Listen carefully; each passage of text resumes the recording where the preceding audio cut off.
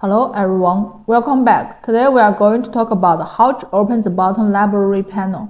The first method is using shortcut. Go to the top menu and click View, then select Button Side Panel, or simply press the S key to quickly show the bottom panel. Once it's open, you can see various component information at the bottom, including part numbers, specifications, and packages, making it easier to search and use components. The second method is even simpler.